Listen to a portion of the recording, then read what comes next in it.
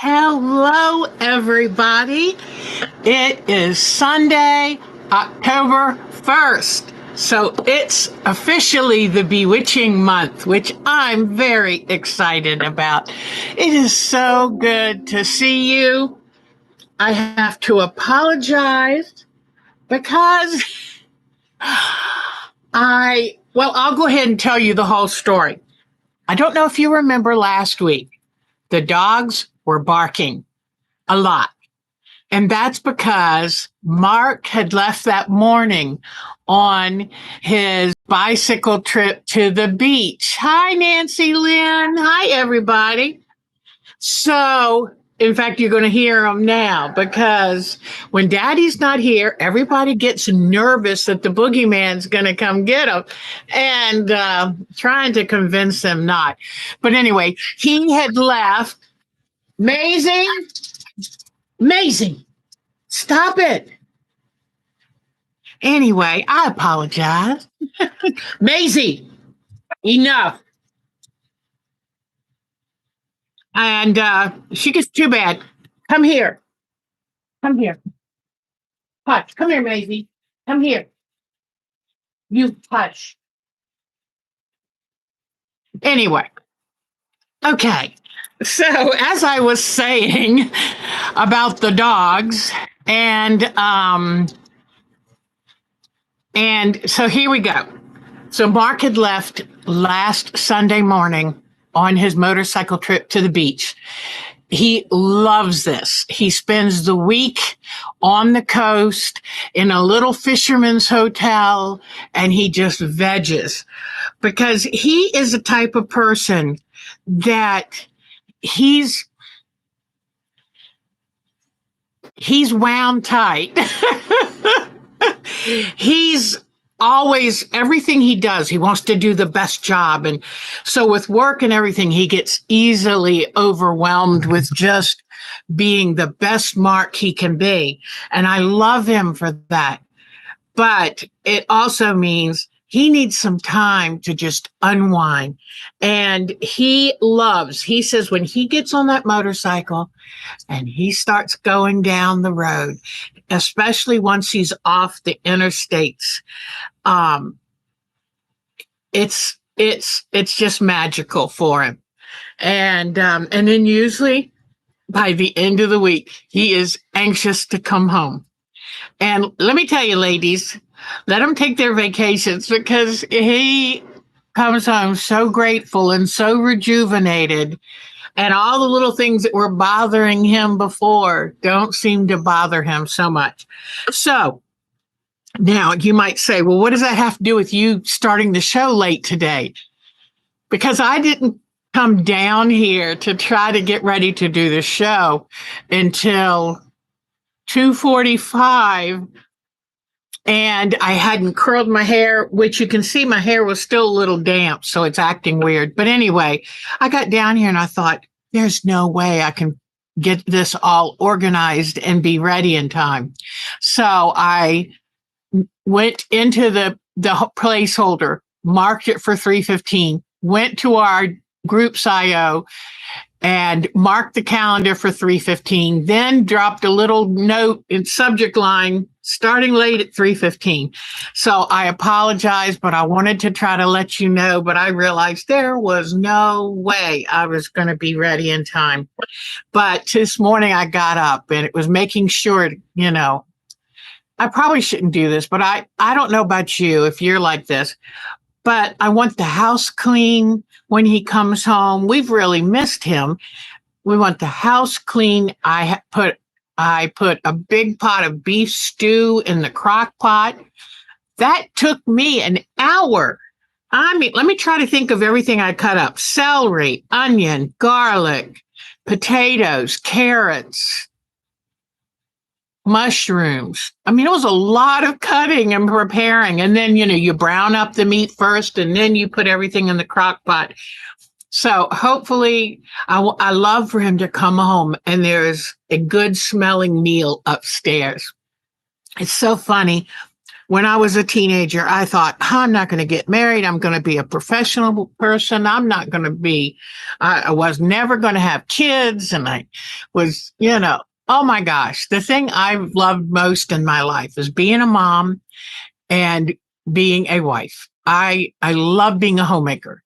But I also love all my things. So what I do is I'm not like Michelle Lang. If she were here, she'd tell you I'm not the best homemaker, but I keep it, on the surface, it looks pretty good. Just don't move anything. I don't move things when I dust. I barely move anything when I vacuum. So it's like, how can I keep it just enough to be content, but not so much that it gets in the way of my crafting and artwork, because that's what's most important for me right now. So and I'm going to tell you, in case I tend to forget my words today, I have slept terribly this week. I don't know about y'all, but when I went through the change, my sleeping patterns all changed. Now, I've always been, hi, Mary, we missed you the other night. It's so good to see you. I know you were getting ready for company. But let me drop down this window because the sun is getting ready to come in and it's soon going to be too bright. Okay. So I've always been a night person and I need 8 hours of sleep. And I've had this strange thing I do now where if Alberta's here, hi. If I know I have to get up early the next morning, I can't fall asleep. I lay there and lay there and lay there and can't fall asleep. So this week, I knew I had to get up with the puppies. And normally Mark gets up at 5:30 to let them out. So what I did is I kept them up with me until like 1 a.m., let them out for the last time, hoping to buy some time to get them up later. And then I would try to wake up between 7:30 and 8:30 to let them out, to go to potty, bring them back to bed with me, then get up by 9 and then go feed them and let them out again and then see if they'll come back to bed with me. This was awful. I'm going to tell you. Now, we never planned to have 3 dogs, but we do now. And oh my gosh, they all have slightly different schedules and wants and likes, and they've been running me ragged this week. Luckily, the weather's been cool enough. I was able to leave the door open so the 2 of them could go in and out of the doggy door.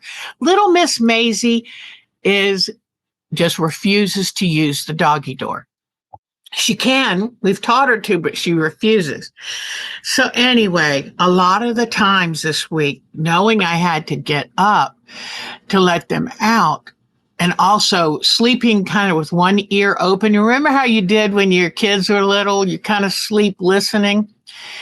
I sometimes didn't fall asleep till almost 4:30 and then getting up at 7 and then getting up at 9. I'm a zombie. So I do apologize. And last night, I really worked hard to get to bed earlier and try to get some more sleep. So I'm a little better. But enough about me. I got everything I really wanted to get done. I'm really happy. I'm just sorry I made you wait. So now let's see who's here. I am so excited to see you. We've got so many people here. Melanie, hi, sweetheart. Lisa, hi, darling. Nancy Lynn. Marcia's here. Marcia's the best thing, isn't she? And Laura's here. Oh, it's so good to see all of you. Betty Meisner, since I was running late, I happened to get your pictures, so we'll use them today. You know what? SJ, I have been forgetting to download some pictures from SJ, and I apologize to her. And this week, with everything being upside down, topsy-turvy, I had a doctor's appointment Monday, had to go to the hospital where I have that appointment, and they're doing construction, and it was crazy, and that got me I was a nervous wreck. So it's just been in a exhausting week, but I will get SJ's pictures downloaded from the emails and show them to you, because I sent her an email and said, I'm so sorry, I forgot you had been sending them. I will, you know what? I'm going to write a note, because you know how when I get like this. So let me see. All right. Kathy Klein. Hello, Kathy Klein. Oh, it is so good to see all of you. I managed to catch another Textile Talks Wednesday. That was good. There's our Jody. We just love Jody. Regal Rose. Yay. So good to see you. Yes. I do feel like I need a vacation. And I was telling Mark, I'm going to sleep for 2 days. And he said, well, don't forget, I've got to go into the office Monday and Tuesday, which means guess who's going to be getting up early to feed the dogs? Oh, gosh. So anyway, what are you going to do? Okay. Oh, but I have a retreat coming up in November. I have Myrtle Beach Quilt Party in January. So I get my times.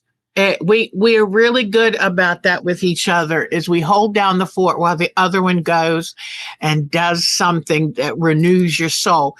You have to. And one thing I told him, we're at the stage of life where we better do things like this. I mean, what are we waiting for? And we don't have kids, and we don't have the daily responsibilities. So it's time to play. So let's see. So good to see Mary. We missed her. All right. Who else? Alberta. Oh, gosh, it is so good to see you, Alberta. I've been wanting to jot a note to Alberta saying more pictures. So yes, don't you? I'm so glad you found us today, Melanie, and remembered, or didn't have a bunch of company. She's a social butterfly, she is. So, yes, I did make the necklace I'm wearing. I'm going to get ready and tell y'all about that too. And Alberta has the same sleep problems.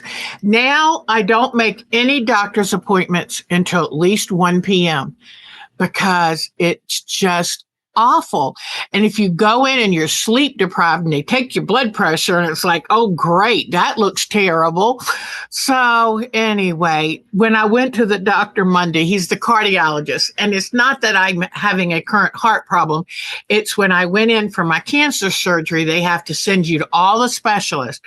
And once they get you in the system, you're in there every year. So, but I was so nervous by the time I got there, and then tried to maneuver the traffic and the construction and where do I go? And I talked like a babbling idiot because I was a total nervous wreck. I got home, it was like I was exhausted. So he said, do me a favor. Because I get nervous before I go to a doctor, and my blood pressure goes up. So now he's saying, make me a log of your blood pressure, twice a day for a week, and then send it to me. And every year I have to do that, because when I go, I try telling them I've got white coat syndrome, but then they see my blood pressure log and go, oh, okay. So here we go. It has been a busy few months. And Melanie, how's your shoulder doing, hon? I haven't asked you that. Pat is here, but how is Melanie's shoulder? And I'm hoping our Michelle Lang is feeling okay. I sent her a little note. She's just, when you have lots of treatments, it just leaves you worn out. So, but be thinking about her. I'm going to bring you in so I can show you my new necklace. A year or two ago, I went with my daughter to Asheville, North Carolina, that I love because it's a wonderful bohemian city. And we went into a little shop and I saw these bone beads and I love them because I love very natural, rustic kind of things. Well, I had not made them into a necklace because I needed to get some spacer beads for the necklace. So I found these on Etsy, and these are small little bone rondelles. So I ordered those. They came in this week. Soon as I got them in, I found my bone beads and made this necklace. So I thought that is a nice necklace for this. So, but to get the size of the necklace I didn't have any left over to make a bracelet. So I've just got two of my bracelets that I've made. It's good enough. But I'm getting excited learning what beads are made of. And it's just, to me, it kind of connects us to our past. So let's see. Oh, you're out with your husband driving. That's wonderful. Best thing, no pain. She has a few more physical therapy sessions to get through, and then she'll be fully functioning. I'm so happy. Oh, I'm so glad. You know, people dread the surgery, and when they come out of the surgery, they're like, oh, I don't know if I should have done this. But I mean, people like Jody and I, and we can tell you it was very worth going through, even though it was hard. Today, I just wanted to say something really quick. We have a new member who asked about what are ink tints, because our Anne has been an ink tints nut lately. She absolutely loves her new ink tints, and she's very talented. I love her art. Now, this is my ink tints can. And this is how long I've had this. The new cover is Wales. But what I wanted to tell you, this is ink tints, ink pencils. And what this is the one that's for fabric. Now you can use it on paper, but if you want to use it on fabric, you have to get this kind. And the reason is there are just watercolor pencils, but this one is actually an ink dye in the pencils. And once you put them on and you either use gel, I prefer a liquid medium, a fabric medium when I do it on fabric, or you can use kind of like an aloe gel or gel. But once you put it on and the piece is dry, then you iron it, heat set it, it's permanent. So that's the difference. And they look just like a normal colored pencil. They look just like a normal colored pencil, but they're very different. And they are expensive. I'm going to tell you that. They're expensive. But I've had this kit probably for 12 years, 10 or 12 years. And I've had to buy a couple extra, like whites. But then I also have the ink tints, and it's made by an English company named Derwent. Can you imagine having that name? It reminds me of Bewitched, Durwood, and all this stuff she would call him. But you can also get these blocks. These are ink tints blocks, and they're good to use if you want to like color in a background or have a little bit more fluid color. And you can wet those and with a paintbrush, wet them, and then just like you're using watercolor paints. But they are an ink, and they do be careful using them, because especially once you run the iron over them, then they are permanent. So that's why people get so crazy about them, because there are a lot of things you can use that aren't permanent. And so they're learning now with all of the art quilters, they're getting all of these wonderful products out. I went to iron. I put on the other row of my of my UFO, my neutrals quilt, and I put the other row on it, and I went to iron it today. And because the other day when I was doing art quilt, I kind of somehow moved the paper off some of the fusible. And this iron is a mess. So when I went to use it today, it started to drag. It's like it didn't want to iron. So I thought, don't fix it until I'm on camera and then show these people what I do. I like a product that's called Iron Off by Triptych, and it's a hot iron cleaner. Oh my gosh, born on December or October 29th. My daughter has a birthday coming up October 29th. She was 2 weeks late, and I said, I am not going to have a Halloween baby. So I threatened to jump off the kitchen table if things didn't start moving. So you put some of this cleaner on. I've got my iron hot. Be careful now with your hands, but you rub it on while the iron is hot. And I got this old wash rag that's really nubby. Look at this. Isn't that something? But you please make sure that you keep enough layers of it behind your hands that you don't burn yourself. Make sure that you're sharp when you do this. But that is really good. And I'm going to do something too. Because I have asthma, I'm going to bring my fan up here and keep the smell that's coming off of this. All right. I'm going to put a little bit more on and do these sides. But as you can see, having a good rag, and make sure it's big so you're protecting. The last thing you want is your finger to go against that iron plate. So here we go.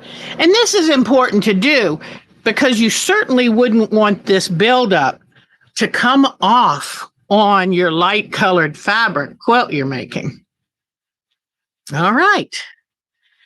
And here is the result. Oh, good. Uh-oh. Oh, no. So you just have to make sure it's all off. And, oh, man, you should feel how easily this rag rubs over across that surface.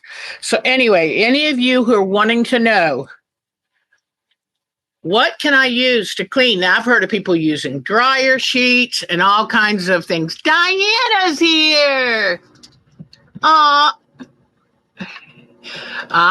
Magic eraser works? I don't know. So anyway, just thought I would tell you, and I'll keep this fan working down here, making sure all this air moves around. And I've got so many things to show you today. I have been busy on certain things. All right, so here's the extra row that I put on. And just the same as with the other rows, I was careful. Oh, now I know why this iron's this way. Okay, I was trying to have my seam. Let me show you here. I was trying to iron my seam the opposite way because some of the fabrics, this fabric is darker than this. So anytime you have a light fabric here, you try to put the seams that way so the darker seams don't show through. And I kept trying to push them over and they wouldn't go. Now I know why. Because I have this very complex intersection right here. Everywhere these blocks are touching, it does not want to go over that way. So in this case, what you do You have to let the fabric decide. If you try to force it, it will never look right. So sometimes the fabric and the blocks get the decision. But you see what I mean is this is a very complex half square triangle, four patch, the little four patch, half square triangle, four patch, half square triangle. So when you've got all that fabric coming and then it comes right into the seam, it won't work. So now I just wanted to make sure that the seam was laying flat. And I'm just going to give this a little pressing. And because I sewed this on the other day and said, oh, I'll iron it before the show. I forgot. Oh, but boy, does that iron work good now. That iron buildup wasn't from one night. That's been coming along for a while. And that's what usually happens. Anytime you use fusibles or fusible interfacings, things like that. All right. Don't clip the seam allowance. No. So here it is. Here is the entire center. Now it looks right because it is, I love things that are very symmetrical. So here it is. I think that hot iron stuff does get to my lungs just a wee bit. All right, so I'm going to put this out of the way, but I am loving this quilt. This quilt is going to go in my living room when it's done. And because our colors are beige and black in the living room, and I think it'll be so pretty on the wall. All right, so got that. What else I did this week is I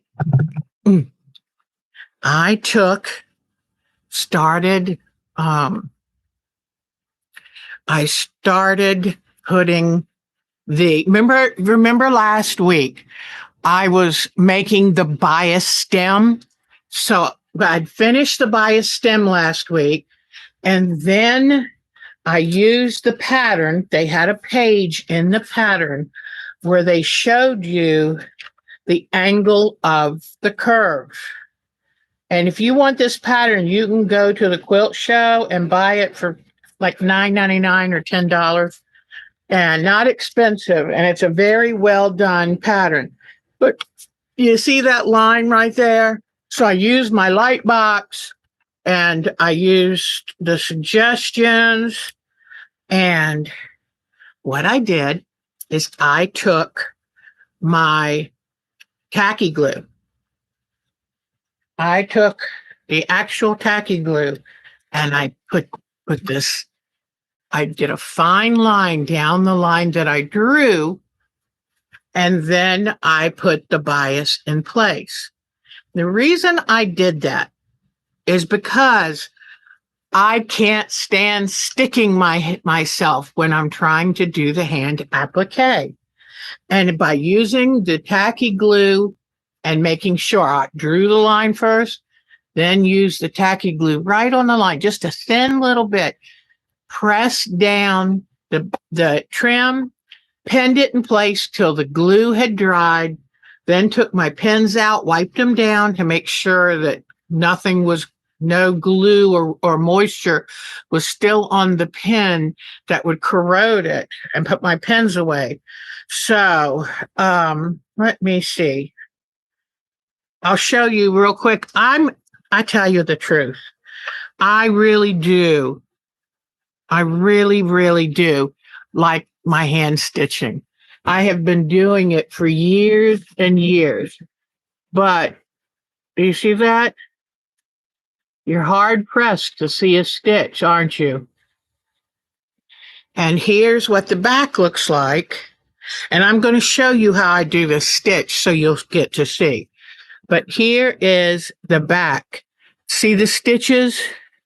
What I loved most about these stitches is they're so even. I didn't realize over the years, hey, And you know what? I tell you how I'm a terrible piecer. So I have to be able to brag a little bit that I'm a really good hand stitcher. So I've got to be good at something. I mean, hey, life is life. I thought I brought down, let me see. I thought I brought down a new one to show you because I wanted to show you how I actually do the stitches. I didn't bring it down. Darn it. I like using YLI silk thread. I like using a Milner or a straw needle because they're very flexible. And when I'm doing this kind of applique, it's just that much easier. It bends a little. Now, it usually bends so much that I go through a couple needles, but that's okay.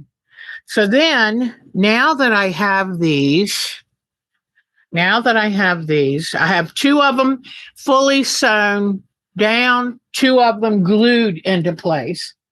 And then once I'm finished with those, then I will follow this chart right here, because these are the 47-inch ones.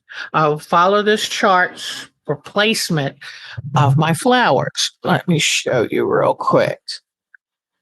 Okay. All right. Let me grab some more khaki glue.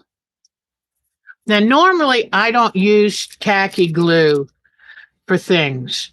Like if I'm doing a landscape quilt, I try using school glue because khaki glue, when you put it down, it stays. Now, I had already ironed these, but I just want to make sure, run it over one more time. It's really important to iron after you do the applique because you can accidentally kind of draw it up, the fabric up just a little. All right. So by looking at this, oh, thank you, Marcia. I was just checking. Oh, thank you, Joni's here. Yay, Joni. Hi, sweetheart. Okay. So here is the 47-inch. Here is the placement of the flowers. So I'm going to come in, and the first one is going to be, I'm looking at kind of how far from the bottom is it. Okay, so now this, and I think I've told y'all before, do you see how I sew these together? The center no longer has its freezer paper because once I sew everything down, you can't get to it. But the rest are tacked with just a nice little invisible stitch. In fact, you can kind of see some of those stitches. See that? So all of these are sewn together. And I love doing this because if you do this, then it's so much easier to put the flower on the fabric. So it's kind of my thing. All right. So I'm putting these little touches of glue here because I want this to stay in place until I stitch it down. All right. So I'm putting it right here. This is tricky to get it. I don't want it too close over here. Is Bonnie here? Oh, you found your needles. Yay.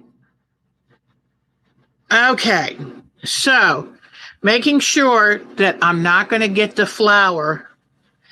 You know what? I don't. Okay. Put that one there. Okay. Then the next one is going to be about right here. So I get another one and I'm going to just put a little dot. Now this glue will come off mostly with the paper. I put a little dot in the center. Then I come up here and I place it. This goes right above this next one. I want to move this over. Oops, see, boy, that glue sets up fast. So I want to move this further away from the edge. I wanted to, let me see. What I don't, I'm going to go ahead and put that there, but I wish the stem came up under here. So I might, whoops, let me show you. See how the stem is a little this way? So I'm going to later on, I'm going to take the stem. Before I sew all of this down, I'll take the stem and move that. But so I just go along with these designs, with the thing, and go, okay, the next one is just inside this. So it's like you leave this showing and then put one. And altogether, this is supposed to have 1, 2, 3, 4, 5, 6 flowers. So I'm going to come in here. I think the next one would be here. The next one here. 1, 2, 3, 4. Oh, next one here. This is supposed to have 6. Okay, so I might have to move another one of these down. So 1, 2. This is tricky. Mine aren't matching up with the stems as much as I would like. So I might have just accidentally put my stems, I don't know. I thought I was following the, up here we go. Put this here. All right. So I'm going to just lay these here and then take my time when I'm not talking to make sure that I have laid them out correctly. But once then I glue them all down, then they're ready whenever I have a few moments to sit down and applique. Then when all of these borders are done, I'll put them on the quilt with an inner border, and then I quilt it and I'm done. And I'm anxious to get this UFO off. Get it all done and moved on. So I'll have to do, oh, okay. Oh, that's so good to see. Look here. Do you see how that's off the stem? But that's okay. So she had the same problem. So these all look up. This one's off this. Okay. Not all of them are on the stem. Yay. Thank goodness I looked at that, because the other drawing makes it look like everything landed perfectly. All right. So here we go. I'll put the glue away, the rest of my flowers. But I wanted to show y'all that, to show you that I am continuing to work on it. And which, you know, it's a lot of work because I'm trying to finish the UFO, but still bring y'all some cool things to see. Speaking of cool things, I saw, and who was it? Someone sent me a picture. Someone sent me a picture of a banner they had made, and it was beautiful. They show it. I'll show when we do the photos. I'll get to see, remind me again of who it is. And I said, I hope you won't mind if I take off that copy. So what she had done, she used regular fabric. I went ahead and used some of my wool felt and synthetic felt. I wish I had enough real wool felt to do all of it. But let me see. Okay, whoops. So here are the things that I worked on.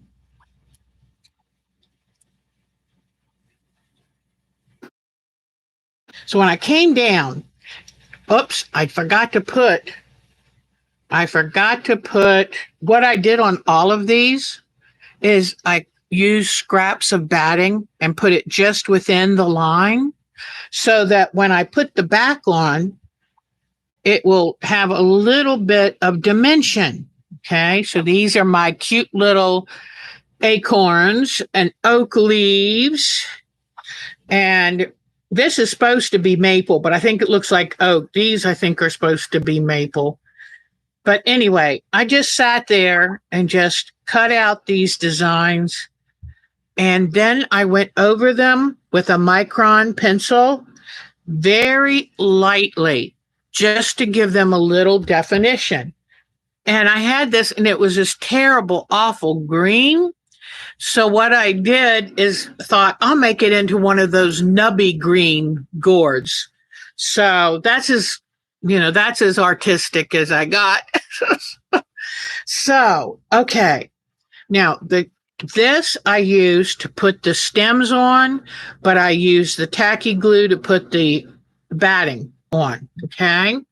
But that's why I have the glue gun out there. Let me turn off this iron. I think I'm done with the iron for now. I pulled out this twine, but it's a little thin. So I just wanted to show you. I'm going to hot glue them on a piece of twine, but I want to find my thicker twine to do that. And then with this thin twine, I'm going to make a little bow or something to put near the top of these. The person who sent me theirs, they had a cute little button on theirs too. So I might want to raid some of my button stash and just put a little bow and a button, because I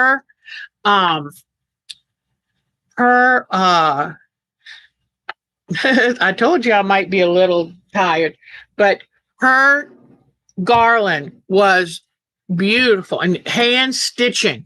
Now I came down here and I thought I need to find something to put on the back of these. And I want to make sure that the batting will not show from the front. So keep it back about 1/8 of an inch from the edge so that there's no way it will peek out and show. And because that wouldn't look good from the front. And so I came down and thought, what fabric? I didn't want to use some of my precious wools on the back. So I came down and I said, well, maybe I'll get black fabric and put on the back of all of these. I happened to look over and see this sitting on the counter. I went, burlap, that's it. So here we go. I've already started on this to show y'all what I'm going to do. I'm doing a machine blanket stitch because I don't have time to do it by hand. I promise you I will not. I would probably fall asleep. So my machine is set up with a zigzag foot, a clear one so I can see what it's doing. It is set up on the machine zigzag stitch, and it's got black thread in it because anytime you do a handmade blanket stitch, you want it to show. And so then and you have to take your time so that you stay pretty close to that edge.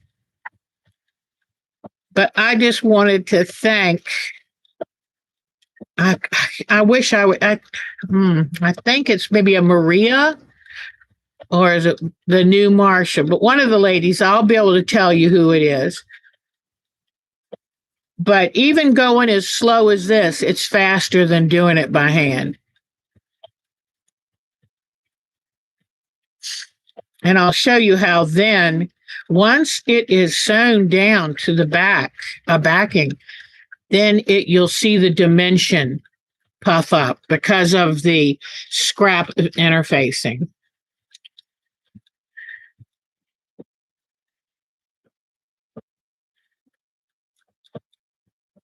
And I just kind of said, what kind of gourds and pumpkins and things do I like? Just kind of drew what I could think about.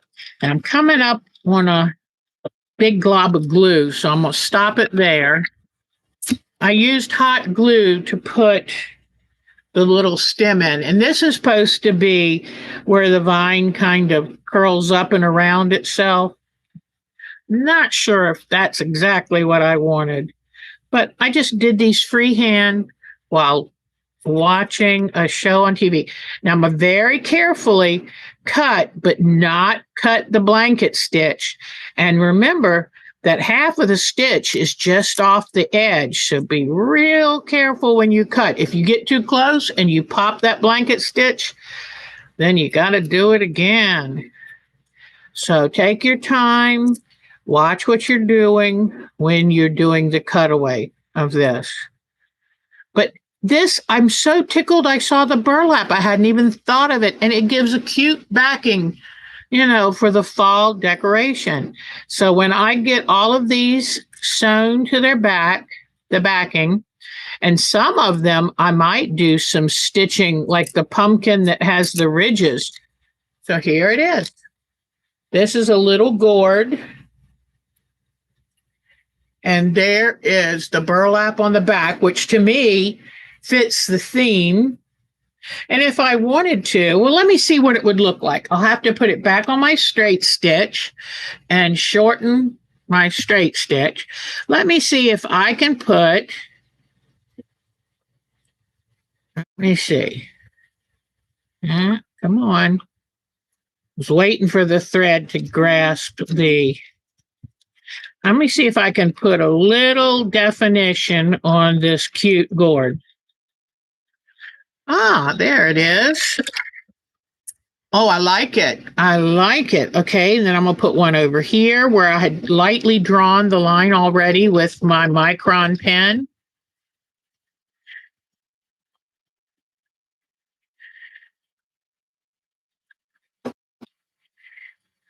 Okay.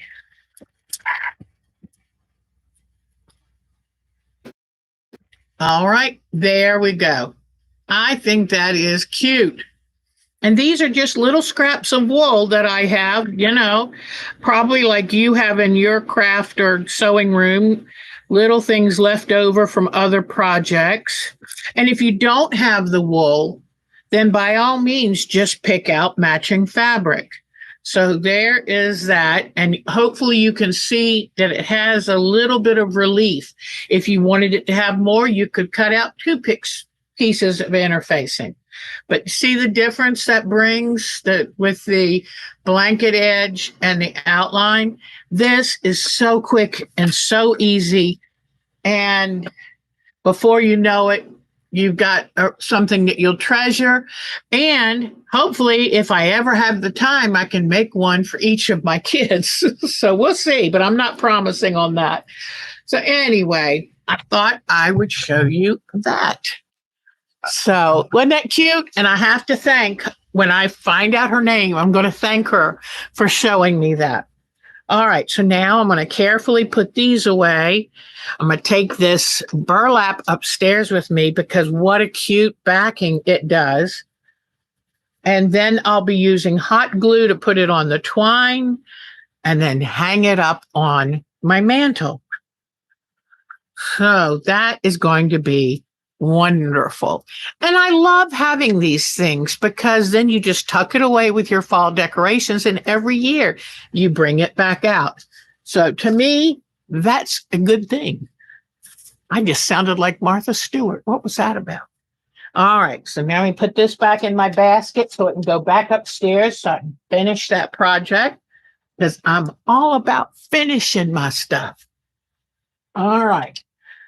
Now, the next thing, while we're sitting here talking about things to do, I wanted to show you my ghost.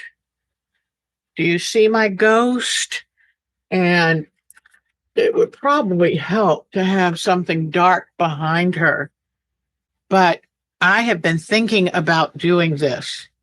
And this is my ghost. Don't end up in jail. I'm lost on that one. What did I say? But this is my ghost, and I'm going to take and put some eyes on it.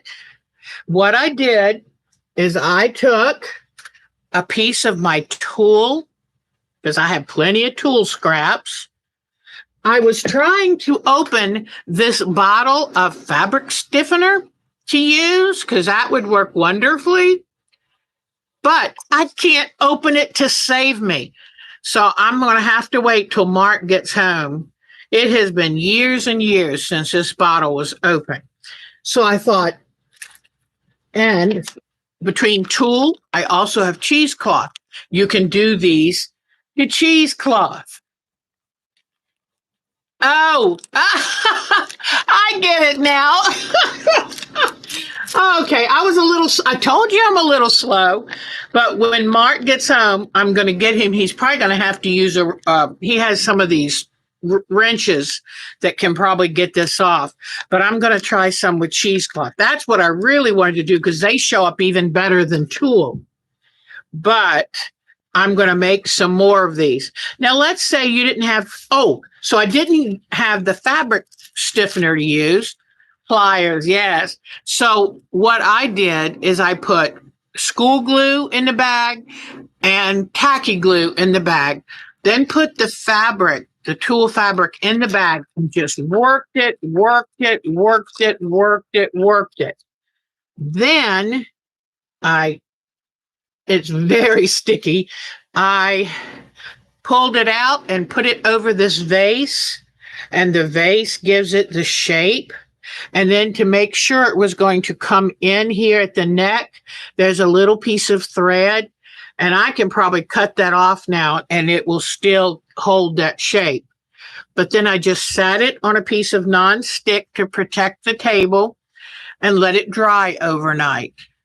And once it has some eyes on it, I think it'll be really cool. But I like it because you can sit it on any table, or you could put it on a piece of monofilament and hang it and have it blow in the wind. Ghost of a chance. I see you, Marcia. You're so funny. So I'm probably going to make some more of these, but then I'm going to also try cheesecloth. And I'll probably use a double layer. This is a double layer of tulle because I figured a single layer, you're hardly going to see it. But isn't that cool? And it just stands right up. The only thing is when you pack this away for until next year, it's probably going to be smashed. So be careful. So anyway, those are my crafts of the week because I still love, when it comes to holidays, I love doing crafts of the week. All right. Then I found this, and it was free on a printable page, and I think I forgot. It's easy peasy and fun.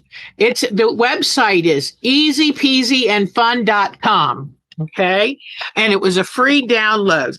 Now, if you sign up for email, you can get several others, but I'm going to print this on cardstock for my grandsons.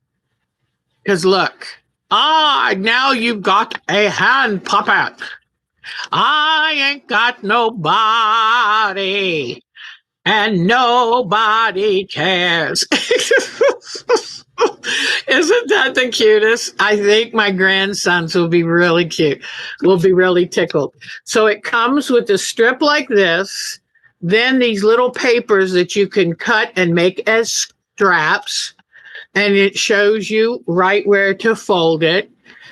And there you go. And these are all free online. So again, that was easypeasyandfun.com. Let me go ahead and type it in just so you can tell I'm very much in touch with my inner child. She's my best friend. Easy. Whoops. Come on. I tapped on it. Okay. Easy peasy.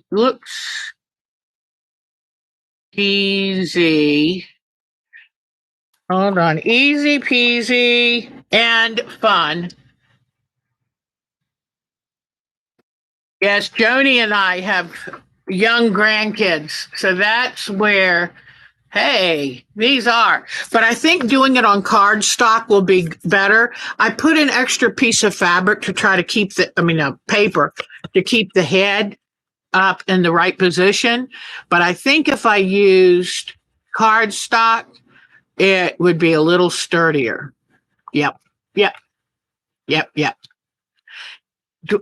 Does anyone else feel a draft here? It's a little chilly. Hi, hon. Oh, you're having a migraine. I'm so sorry, sweetie. So this is for my grandsons. I got to get that in the mail so they'll get it before Halloween. Definitely before Christmas. All right. I'm going to show y'all this. I've only got one row left to go, one row and one block, but I can get ready and show y'all that. All right. So this week, besides getting in the nice little bone rondelle beads that I used to finish that necklace, I got in my Alaska templates from Laundry Basket Quilts. Alaska templates, because hopefully Lisa and I are going to be learning to do the Alaska quilt by Edita Sitar. And so that will be for my Myrtle Beach quilt party. Now, y'all remember when I went to the Greenville, let me bring this camera over here. I went to the Greenville quilt show and bought this fabric, and it's from Africa. And it was really heavily waxed. And I went ahead and gave it a good wash. I want to try to make a Boro jacket. And that is when you use the sashiko method. You take and put patches on something. Now, I tend to run hot, so I don't normally, I'll go out in the winter often without a coat. And so I'm thinking, I pulled out a sweatshirt, but I thought, how often would I wear that sweatshirt? I saw a beautiful picture of a woman who made a Boro vest for herself. And I thought, that's a cool idea. So I'm still toying. I have a chambray shirt, but it's short sleeved. I don't want to use, I used to do Greyhound dog, ex-racing Greyhound rescue. And I have a shirt from those days, but I kind of hate to cover that up. That's a nice memory shirt. So I'm going to figure out what to do. And I may just have to order a new denim shirt to put these patches on. And what I'm going to do is cut these patches out and then follow the printing on there and do my own sashiko stitching. And some might say that's cheating. I don't care. I do so much already. I don't care. And then I went and bought some actual sashiko yarn. See it? You could also use a full thing of DMC floss or pearl cotton, but I thought I'm going to use the real thing. And then I've got to make sure I get a needle that has a big enough eye for it to go through. And then I will start cutting these pieces up, working on them. And then when I decide what I'm going to put them on. Now, the only problem I have is some of the sashiko that I love, the Boro jackets that I love the best, also have a wonderful khaki color fabric interspersed. Oh, I got this because you know how crazy I am about my indigo dyeing, which I didn't do this summer because it was too darn hot. But anyway, so I've got this to start working on. I am looking forward to winter, long nights sitting in front of the television doing handwork. Does it get any better than that? And then the other thing, I do have another order in, and I might get it before next Sunday, then I'll show it to you. No, I don't think it's going to come in. We'll see. The other thing I bought is just for me. I'm not going to share it with grandkids. I'm not going to share it with Mark. I'm not going to share it with my dogs. And I love the Grinch. He is my favorite character. And so I saw this online and I saw it on Etsy, and I forget, I don't know if it was Fat Quarters had it or whatever, but I ended up getting it with the rest of my Amazon stuff because free shipping.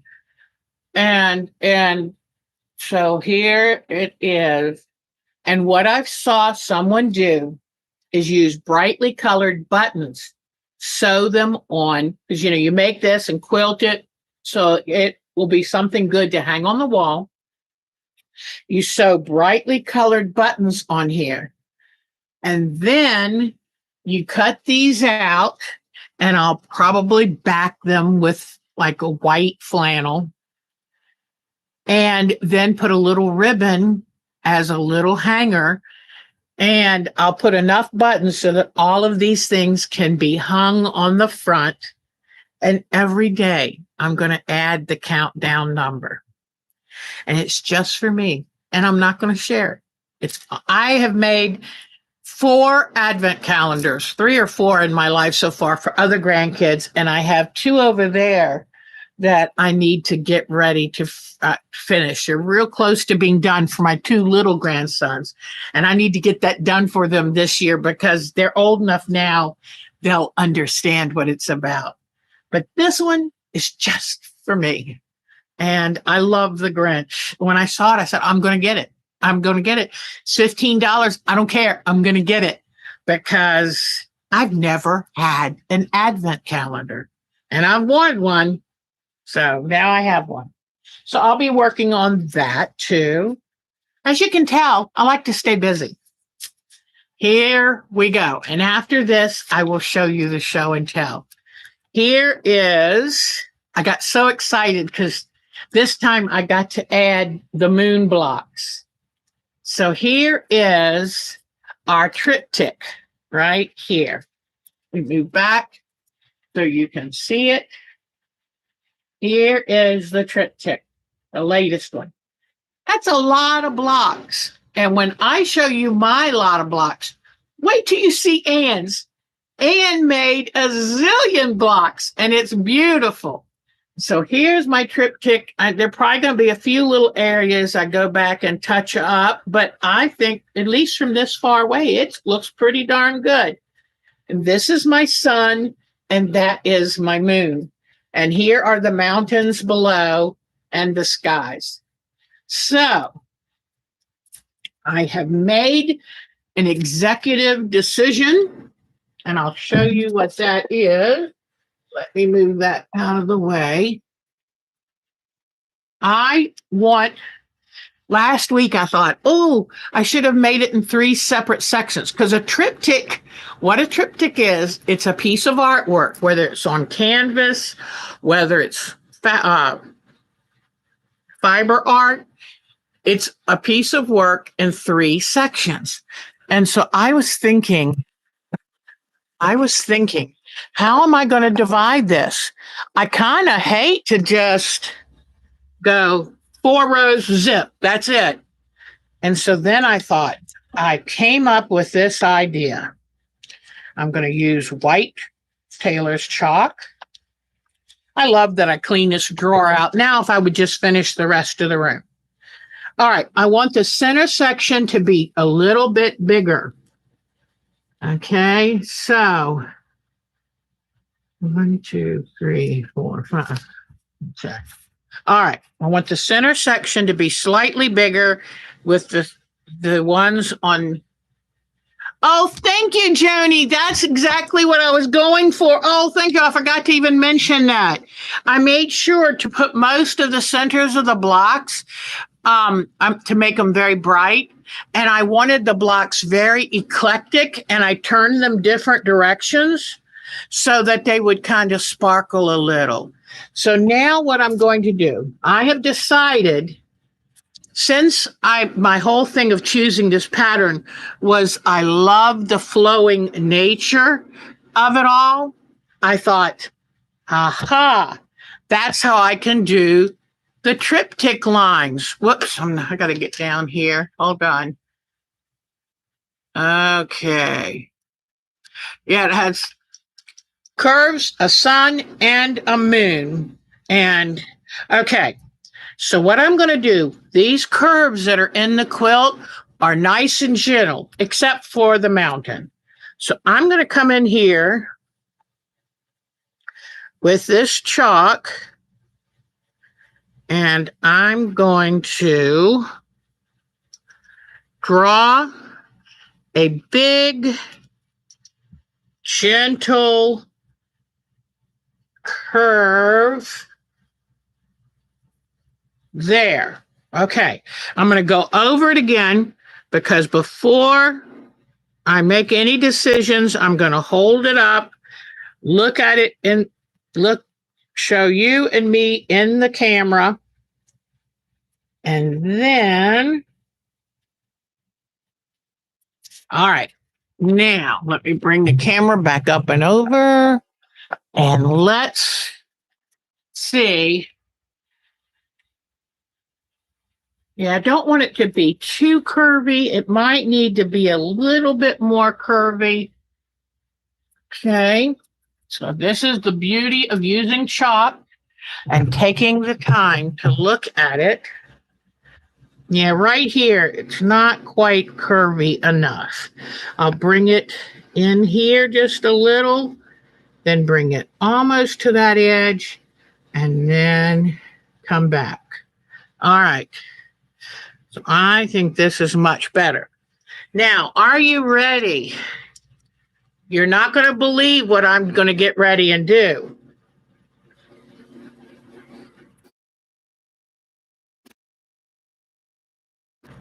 And that's why I held it up to make sure I liked the lines where I drew them. Because once you cut this, there's no going back. This is it, my people.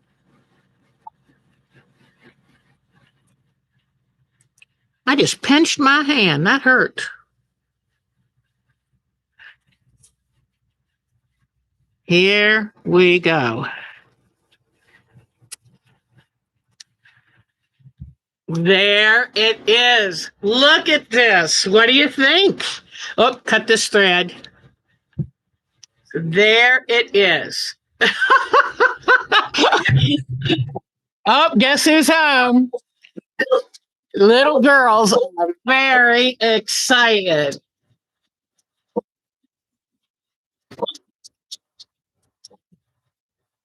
Oh, that's exciting. So now, look, there it is. There is the first piece of the triptych. Now, isn't that exciting? I told myself, that's how you're going to do it. That's how you're going to do it. Here is the middle section. And then when I finish, I think I'm going to add 2 more rows over here. And then I'll finish this freehand as well. And then I need to take and make bias binding to bind all of these. Should I bind it, or I may do the pillowcase type thing that called facing, where you can't see. It just looks like this, but you know it's finished and neatly on the back. But there it is. What do you think? And you know, that's what you sometimes have to do. You noticed how I made the curve to kind of reflect the sun in there. But isn't that cool? Binding looks nicer. Okay, that's what I'll use then. And I've just got to figure, I might do a black binding. I don't know. That's the problem. What color binding do I use? Maybe I'll use dark purple or dark reds. So here's the other piece, and let me see the curves here. So these 2 curves will stay the same. But I think I'll pick maybe one of the dark colors, purple or red. Good. Thank you, Melanie. And so I'm going to do a narrow binding around each piece and then figure out how I'm going to hang them. Oh, baby. So good to see you. Oh, yes. You go take your shower. I know. Little ones can go up with you. They want to see daddy too. So yeah, he gets really hot and sweaty because he's been on the road since 10 a.m. So 5 hours, no, 6 hours. That's a long ride. That's a long ride. Welcome home, beautiful. Oh, yay. I was hoping it would. All right. So there we go. And I think I've shown you everything except our show and tell. Oh, there's Marcia, hon. Marcia, was it you that asked about ink tints? What are ink tints? Because I talked about it at the very beginning of this show. So go, when you get a chance, go back and look at the beginning of the show and you'll see it. All right. So now the last thing is the best, your show and tell. Let's see what you've been working on. Thank you for everyone who sends pictures. It means a lot. I do want to apologize again to SJ for not downloading her newest ones, and I will get those done. I promise. Oh, let me bring the.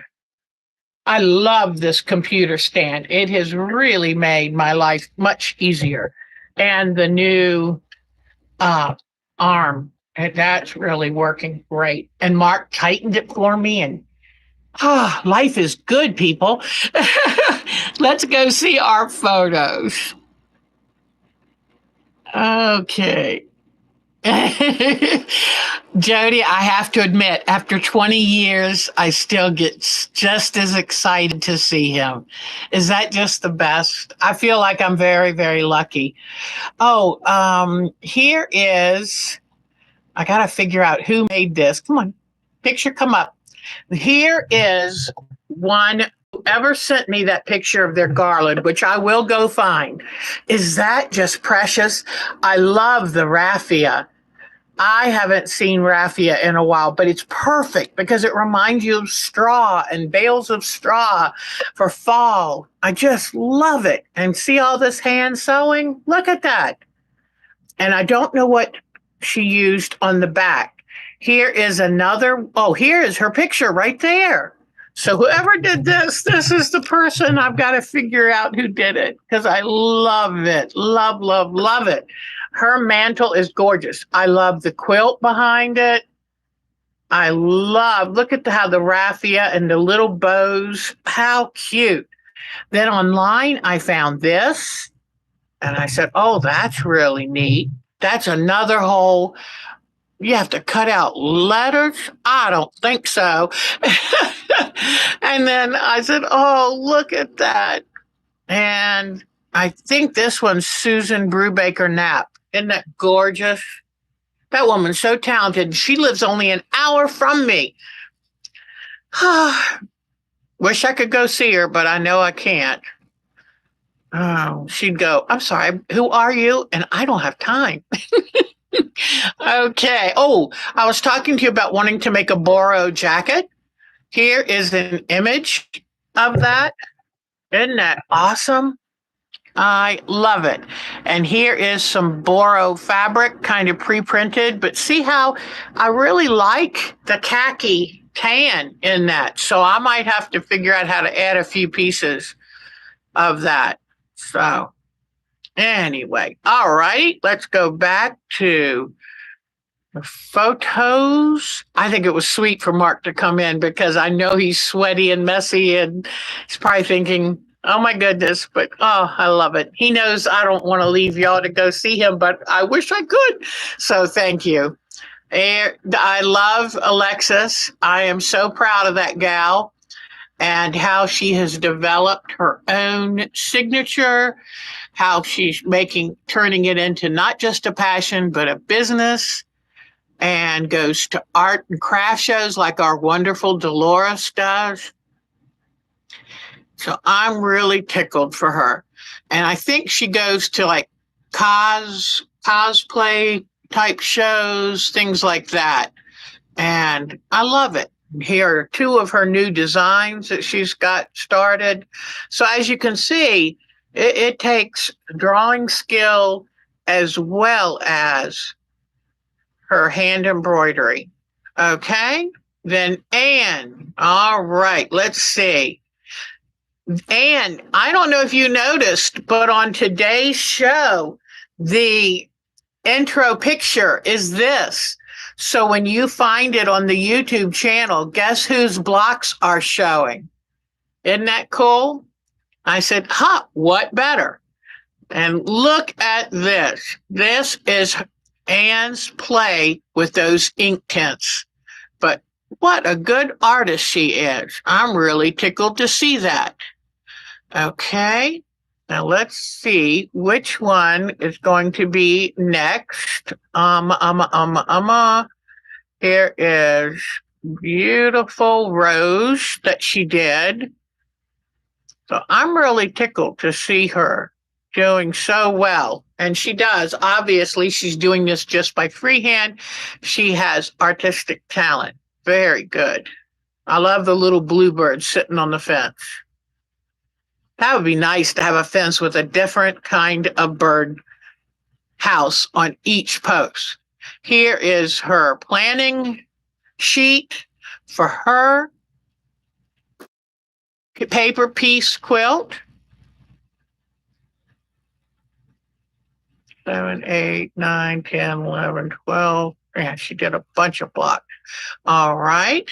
Then another drawing of hers here she's really, I wish I had done this. She's taken the time to learn the feel and the use of those ink tints. And I think that's brilliant. Okay. And then, I almost forgot this one. Don't want to forget this one. I think that is so sweet. Look at that. Oh, now here we go. She had these laid out, and her doggie came and ran through them and made quite a mess of it. But I love all her different colors. Oh, she wanted to show us a catalpa tree that was growing not far from her. When we were kids, we used to call them Indian cigars. I don't know why, but thank you for that picture. I haven't seen one of these since I was a kid. And here is Anne's paper piece art quilt. And I think that's magnificent. Way to go.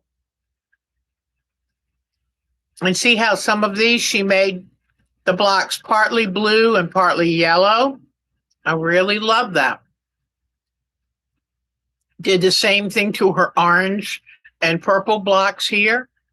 So I hope you learned from that and enjoyed the playing. I like the way she set up some of her lighter blocks and then got into darker shadows. Very nice, Anne. Very nice. So Anne is just blooming right in front of us. I love it. All right. Now, Betty, you remember her Bargello quilt. Beautiful. Well, here is 2 more things she's been working on. I love this sailboat. I love this sailboat quilt. Looks like it's paper pieced as well. I'm not sure. Or just half square triangles, but I love it. Great job. And then her next one is really cute. Is this a mystery quilt? It's got maybe it's like mystery books up here. Look at the eyes. Oh, look at that. Oh, that is so cute. And she's got a magnifying glass. Isn't that neat? And over here, oh, that's cute. Looks like from the noir period back in the 40s when you had all these mysterious movies. I love how these get bigger and bigger until they land right in this section. Very good. I love it. Thank you, Betty. Okay. We love looking at your work.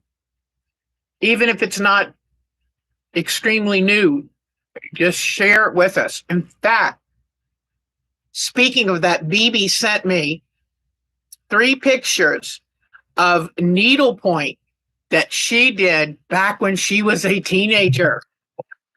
Look at this. Isn't that beautiful? I just love that. How intricate all that needle point is. She told me the name that they refer to it in her language, and it starts with a B, but I have forgotten now. I really need to take notes. Look at this. Isn't that beautiful?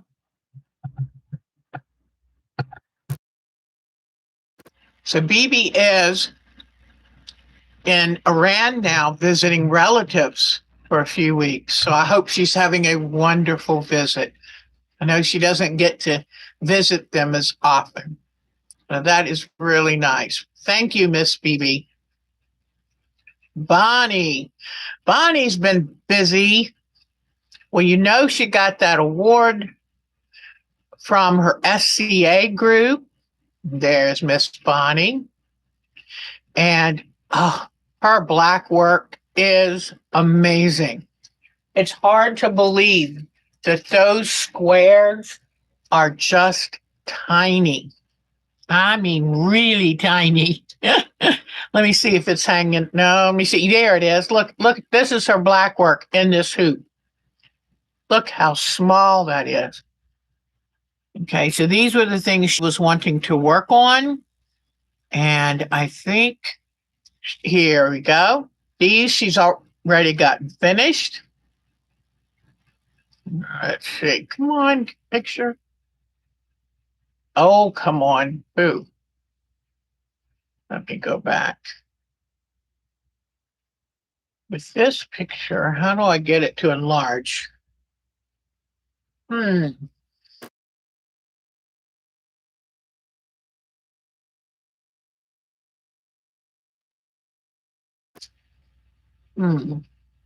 Well,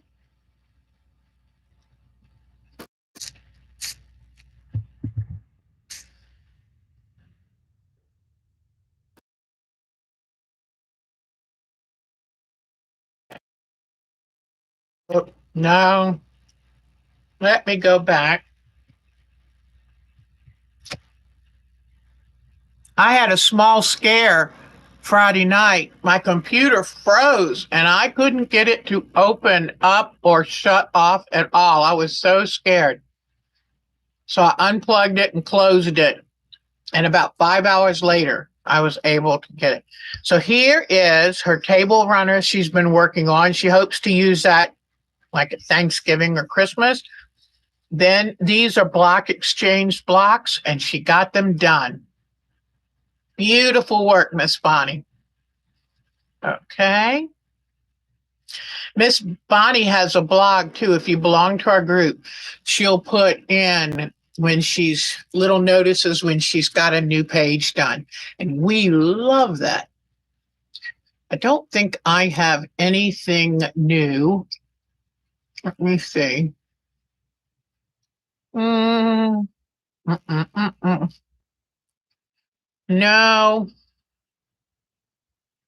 I don't see anything. Let me go back.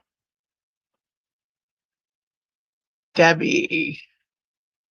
Here is Debbie's newest, was a wonderful tropical theme quilt she did this summer.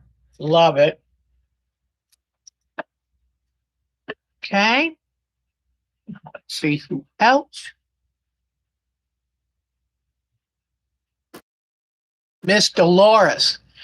Poor thing. I'm so sorry she's having a migraine. I hope she'll look back at this and see how we ooh and ah over her artwork.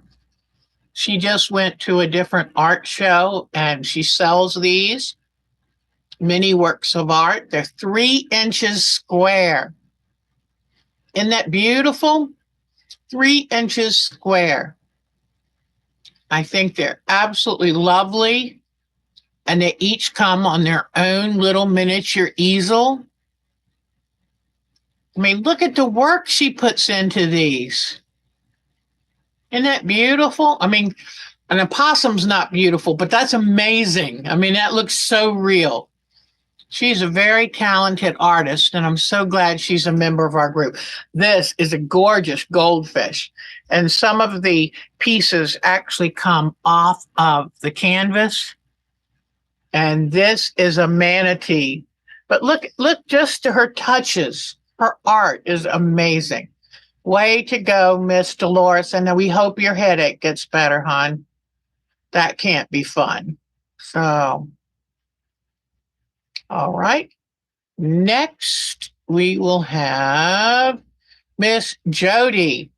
Polly was so sweet. She wrote me an email and said, I really want Jody to do the monkeys, the flying monkeys from the Wizard of Oz as her next art focus. And I said, well, go ahead and just write her an email.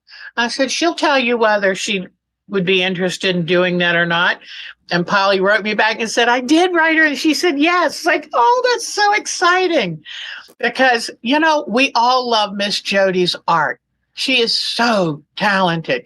We all love her art. And it's nice to see that the group is really into it, cheering her on, and so grateful when we get to see beautiful things, memories from our childhood. These touch way back memories, and they're amazing, just amazing.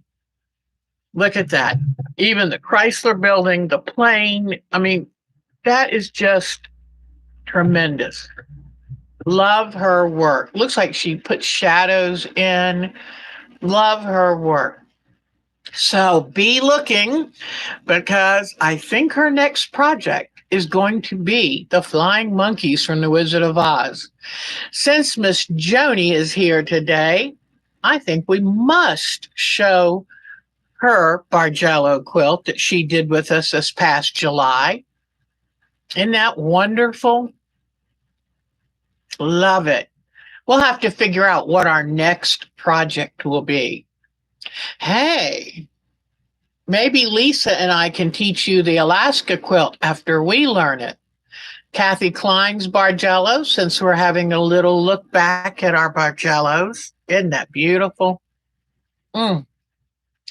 Okay, let's see who else. Mary, let me see. Yes, I wanted to show you her very first quilt. First quilt. Are you kidding? Look at this thing. I didn't even do that for my 10th. That is pretty complex for your first one. I love these. Thank you. Oh, and she hand quilted it. And let me show you. Look at the back, all the quilting. She did it using a TV tray stand. I love that. I guess that carried the weight of the quilt so she could hand quilt. Just love that. Okay, let's see. Marsha Hahn. It is Marsha Hahn who did that beautiful banner. Yay. Well, she did this wonderful, what is it called? It's a bed runner. Beautiful. And her dear, very elderly pup wearing a jacket she made for him. But look at this. I was so amazed. I was looking at that artwork type pumpkins and her collection of things, the wonderful banner with the shapes on raffia. But then I was like, oh, well, look at this quilt back here. Oh, that's so cool. Look at that farm quilt. Isn't that wonderful? Look at the old-timey gas pump when farmers would have gasoline on their property to use for their equipment. Isn't that wonderful? And those are Hampshire hogs. Just thought I'd tell you.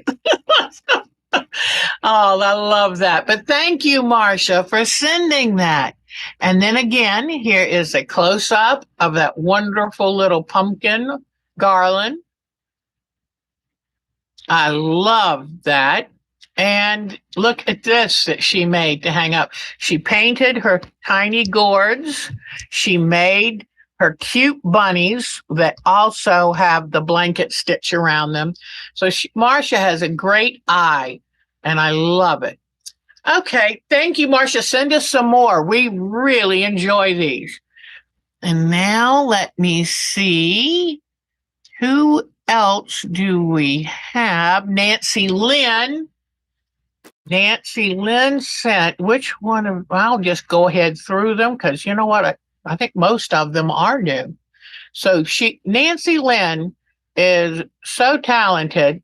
Here is some felted art she's doing. I love that. Look at this gorgeous lighthouse. Oh, I love that. Then this is beautiful. It made me want to find my old wedding gown, get it out, and cull some of the beautiful pieces off of it. Isn't that gorgeous? Very talented. Look at this one. And I love how she finishes off with the rope. Is that just the best? All the hand stitching, the seagrasses. Look at, she felted the water and the sky, the sand. Oh, I love that. Very talented. Look at this. Now, if I told you that she's legally blind, would you be surprised? This is one talented, amazing woman. Look at that. All her seagrasses done by hand. Isn't that wonderful? I love the daffodils. I love those curly cues from the mama and baby elephant. Here is, she now has a felting machine, which is wonderful. And here is some of her felting art that she's working on. The difference in a felting machine and a sewing machine is this has a head on it that has a cluster of needles.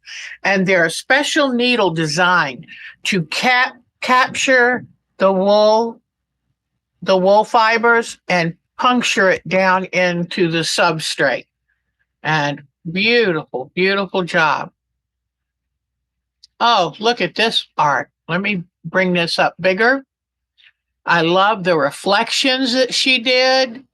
That is gorgeous, Nancy. Look at this. I love it looks like she painted this with a fabric paint, metallic blend, and I love the rope edging. Very, very beautifully done.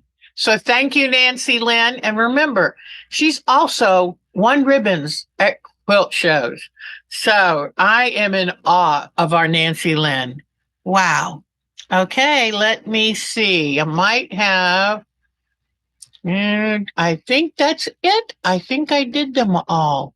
So I do apologize again to SJ. I will make sure I'm writing a note to make sure I download her photos. I think she said these are more views from England, which I love because I was supposed to have been born there, but somehow I think the stork got confused. So I love, love, love England. And okay, let me turn my camera. Oh, there we go. I had to unhook it. It works so much better now. All right. I think the needles have barbs something like a fish hook, but not as big. Exactly. My daughter, Katie, is a felt needle artist, needle felter artist, and it's amazing what you can do with those. All right. Oh, Dixie Doodles. Hello. What a cute name. I like it. Okay, then anything? I've got a sweetheart that just came home from being gone for a week, so I think I'm ready to say goodbye. But anyway, I can hear he's out of his shower and he's moving around, probably unpacking, so I'm anxious to go see him. Thank you for spending this day with me. And thank you for understanding why I had to schedule the show back a little bit. And I can't wait for Thursday night. Now that I'm getting the hang of how Miss Jody does her portraiture, I can't wait to see the faces of the two little boys I love so much coming back to me out of that artwork. So I'm going to sleep for a couple days, but I will be working on our portrait work for Thursday night, Art Quilt Night. Thank you for joining me. Any questions, anything you need? Oh, thank you. Y'all have a great week ahead and do something just for you, because how can you take care of everyone else before you take care of yourself? Take good care. Bye-bye, everybody. Thank you for spending this time with me. Bye-bye, everybody. Y'all are the best.